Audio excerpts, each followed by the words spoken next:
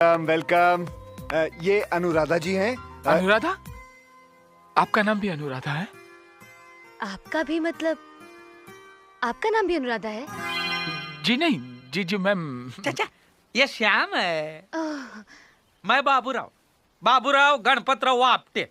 आइए अंदर चल के बात करते हैं, बहुत धूप आई। आइए। हाँ, हाँ। राजू, ये कौन सी डिग्री है आपकी? ITUS? इसकी टोपी उसके सर।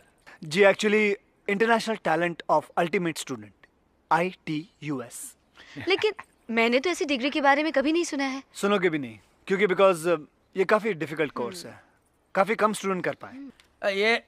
ये मेरा डिग्री है। ये हाँ। ये तो कोई मराठी स्कूल लिविंग सर्टिफिकेट है। हाँ। कहाँ तक पढ़े हैं आप? दोपहर तक। व्हाट?